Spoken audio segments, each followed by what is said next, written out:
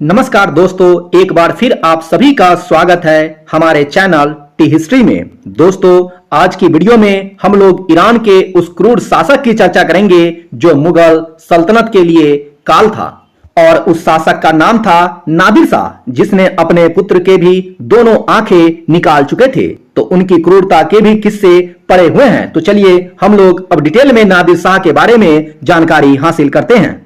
दोस्तों, समकालीनों के अनुसार नादिर शाह एक लंबा काली आंखों वाला सुंदर व्यक्ति था जो अपने दुश्मनों के लिए बेरहम था और अपनी अधीनता स्वीकार करने वालों के लिए बड़ा दिल भी रखता था।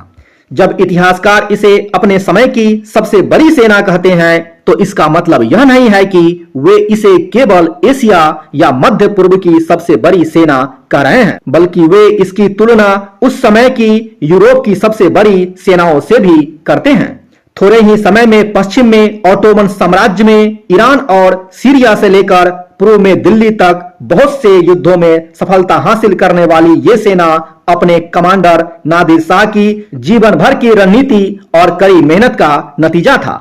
साल 1743 तक नादिर शाह और उसकी सेना की कार्रवाइयों की एक झलक इतिहासकार माइकल एक्सॉडी की इस कुछ पंक्तियों में देखी जा सकती है। नादिर शाह ने ईरान को अफगान के कब्जे से आजाद कराया, ऑटोमन तुर्कों को ईरानी क्षेत्र से बेदखल किया, योजनाएं बनाकर रूसियों से अपने क्षेत्रों को खाली कराया, ऑटोमन साम्राज्य के क्षेत्रों पर हमला किया और उसे हराया भी, और खुद को ईरान का बादशाह बना लिया। अफगानों पर इनके क्षेत्रों में घुसकर हमला किया और उन क्षेत्रों को दोबारा कब्जा लिया। फिर भारत पर आक्रमण किया और दिल्ली पर विजय प्राप्त की। मध्य एशिया में दाखिल होकर तुर्कमान और उज्बेक्स को काबू में करके दोबारा पश्चिम का रुख किया और ऑटोमन के खिलाफ सफल युद्ध भी लड़ा, जिसमें उसे काफी हद तक सफलता भी प्राप्त हुई। नादिर शाह की सेना के सैन्य कौशल का अंदाजा इस बात से लगाया जा सकता है कि आगे चलकर उनके दो कप्तानों ने अलग अलग राज्यों अफगानिस्तान और जॉर्जिया की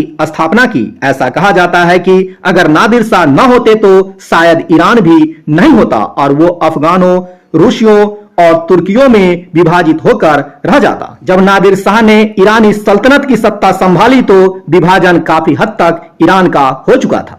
दिल्ली पर नादिर शाह के आक्रमण ने ब्रिटिश ईस्ट इंडिया कंपनी को भी मुगल साम्राज्य की कमजोरी के प्रति सचेत कर दिया और ब्रिटिश ईस्ट इंडिया कंपनी को मुगल साम्राज्य की कमजोरी का पता लगा। कुछ इतिहासकार ने तो यहां तक लिखा है कि नादिर शाह न होते तो ब्रिटिश युग देर से और अलग ढंग से शुरू होता और या शायद कभी नहीं आता। दोस्तों, नादिर शाह का जन्म किसी शाही या नवाबी परिवार में नहीं हुआ था। ईरानी साम्राज्य की राजधानी से दूर एक सीमावर्ती क्षेत्र में जन्मे इस योद्धा को जो थोड़े बहुत विशेषाधिकार अपने पिता की वजह से मिल सकते थे, उसके पिता की जल्दी मृत्यु के कारण इसकी संभावना भी समाप्त हो चुकी थी। नादिर शाह के पिता की मृत्यु के पश्चात नादिर शाह का जीवन काफी कठिन हो गया। जीवन जीने के लिए जंगल से लकड़ियां इकट्ठा करके बेचने से जीवन की शुरुआत करने के लगभग 30 वर्षों में वह खुद अपनी खड़ी की हुई दुनिया की सबसे शक्तिशाली सेना के कमांडर बना चुके थे। लेकिन इस योद्धा की कहानी में भी अधिकांश कहानियों की तरह बुलंदियों के बाद पतन का दौर भी आता है और ये दौर नादिर शाह के साथ भी चला। नादिर शाह अपने बेटों के लिए एक मजबूत राज्य और अपनी सेना छोड़कर नहीं जा सके। बहुत से इतिहासकारों का मानना है कि अगर ऐसा हो जाता तो इसका शक्तिशाली परिवार न केवल ईरान की सीमाओं को मजबूत करता बल्कि ऐसे बदलाव लेकर आता जैसी यूरोपीय राज्यों में एक दूसरे से मुकाबले और आधुनिक सेना रखने की क्षमता हासिल कर लेता। इतिहासकारों का मानना है कि यह भी कहा जा सकता है कि अफगानों के हाथों हार के बाद दोबारा उठता हुआ ईरान अपेक्षाकृत कमजोर मुगल और ऑटोमन साम्राज्य से पैदा हुई खाई को भरता और एक ऐसे परिवार के नेतृत्व में जो शिया और सुन्नी के विभाजन को मिटा सकता था। वह यूरोप से मुकाबले में इस्लामी दुनिया के पतन को रोक सकता था। लेकिन ऐसा नहीं हुआ, बल्कि नादिर शाह की कहानी का अंत इसे एक त्रासदी बना देता है जिसे आज युद्ध की सफलताओं से ज्यादा नादिर शाह की अत्याचार और क्रूरता और अंतिम दिनों की मानसिक असंतुलन की वजह से याद किया जाता है। तो दोस्तों, चलिए अब हम लोग आगे बढ़ते हैं और जानते हैं कि हिंदुस्तान पे नादिर शाह का कहर किस तरह टूटा।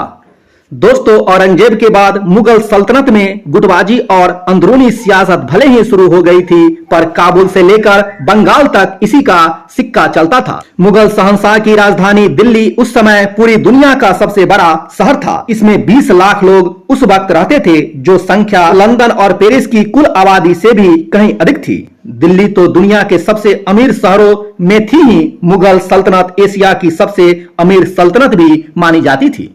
इसी दिल्ली की दमक ने नादिर शाह को अपनी ओर खींचा और 1738 में वह खैबर दर्रे को पार कर हिंदुस्तान में घुस गया। उस समय औरंगजेब के परपोते रंगील मिजाज के बादशाह मोहम्मद शाह का शासन था। 10 मई 1738 को नादिर शाह ने उत्तरी अफगानिस्तान पर हमला किया था और 3 महीने के भीतर ही उसने दिल्ली के उत्तर करनाल में 3 मिलीजुली सेनाओं को हरा दिया था। इसमें से एक सेना मुगल बादशाह की थी, दूसरी अवध की और तीसरी दक्कन की थी।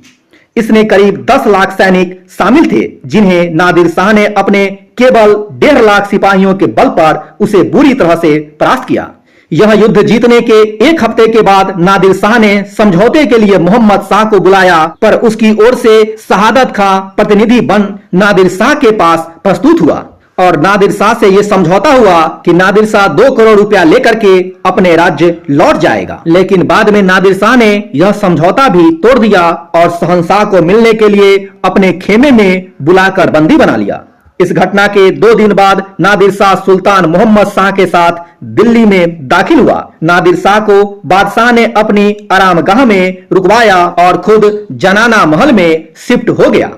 नादिर शाह के साथ उनके 40,000 सैनिक भी शहर में दाखिल हो गए। इससे अनाज की मांगे बढ़ गई। इसका नतीजा यह हुआ कि अनाज की दामें भी बढ़ने लगी।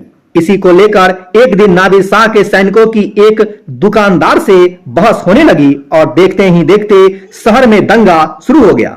किसी ने अफवाह फैला दी कि नादिर शाह को एक जनाना गार्ड ने मार डाला है। फिर तो भीड़ ने ईरानी सैनिकों पर हमला बोल दी और दोपहर तक ईरान के 900 सैनिक मार दिए गए। उधर नादिर शाह को जब यह खबर मिली तो उसने कत्लेआम के आदेश दे दिए और 22 मार्च 1739 की सुबह वह लाल किले से घोड़े पर बैठकर शहर के निरीक्षण के लिए निकला और चांदनी चौक के करीब आधा मील दूर रोशन उल दौला की मस्जिद पर जाकर खड़ा हो गया और सुबह 9 बजे कत्लेआम शुरू हो गया। दरीबा, चांदनी चौक और जमा मस्जिद के आसपास की गलियां खून से डूबने लगी। लगभग 58 दिनों तक दिल्ली में कत्लेआम चलता रहा और 30,000 लोग गाजर मूली की तरह काट दिए गए। दिल्ली को कई दिनों तक लूटा। करोड़ों के हीरे जवाहरात, सोना चांदी से मन नहीं भरा तो नादिर शाह ने मुगल दरबार का तख्ताए ताऊत भी लूट लिया। इसी तख्ते ताऊत में कोहिनूर हीरा और तैमूरिया मानिक जड़े हुए थे, जो इसके साथ चले गए। साथ ही 350 सालों में जुटाया गया दिल्ली सल्तनत का सारा वैभव भी खत्म हो गया। दोस्तों, भारत से लौटने पर नादिर शाह को पता चला कि उनके बेटे रजा कली ने, जिन्हें वह अपनी अनुपस्थिति में अपना उत्तराधिकारी बनाकर रख गए थे, तहमास्प और अब्बास को मरवा दिया था। इसके अलावा नादिर शाह अपने बेटे के विशाल दरबार से भी नाखुश थे। नादिर शाह ने रजा कली से डिप्टी का पद छीन लिया। इसके बाद पिता पुत्र के रिश्ते में दरार उत्पन्न हो गई और नादिर शाह के दिमाग में यह बात बैठ गई कि उसका बेटा उसके खिलाफ साजिश रच रहा है। इसी बीच साल 1742 में उन्हें बताया गया कि उनके बेटे रजा कली ने उनकी हत्या करने की योजना बनाई है। रजा कली ने इस आरोपों का खंडन किया, लेकिन नादिर शाह को विश्वास नहीं हुआ और नादिर शाह ने अपने बेटे की दोनों आंखें निकाल दी, जिसके बाद उनके सिंहासन पर बैठने का सवाल हमेशा के लिए समाप्त हो गया। उनकी बीमारी और सबसे बढ़कर अपने पुत्र की आंखें निकालने के पछतावे ने उसके जीवन में ऐसा संकट पैदा कर दिया कि इसने उन्हें मनोवैज्ञानिक रूप से तोड़ दिया और वह फिर कभी इससे बाहर नहीं निकल सके।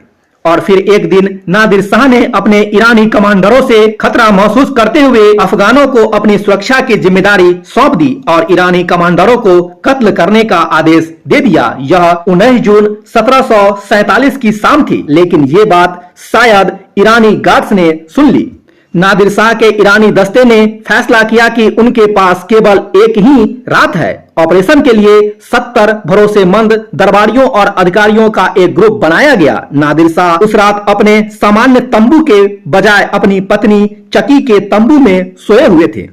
जब हमलावर हरम के दरवाजे तक पहुंच गए तो उसमें से ज्यादातर हमलावर आगे बढ़ने से मना कर दिया, लेकिन कुछ ही आगे बढ़े और विरोध करने वाले सैनिक की वहां हत्या कर दी। इस शोर से चकी की आंखें खुली और उसने नादिर शाह को भी जगाया। नादिर शाह ने तुरंत लपक कर अपनी तलवार पकड़ ली, लेकिन उनका पैर किसी चीज से उलझ गया और वह गिर पड़े। और उसी स्थिति में एक हमलावर सलार खान ने उसकी गर्दन और कंधे के बीच वार किया और उनका हाथ काट दिया। नादिर शाह जमीन पर पड़े हुए थे और खून तेजी से बह रहा था। उन्होंने उठने का असफल प्रयास किया। उन्होंने हमलावरों से न मारने की अपील की, लेकिन एक अन्य हमलावर मोहम्मद खान कजर ने आगे बढ़कर एक झटके में उनकी गर्दन सिर से अलग कर दी।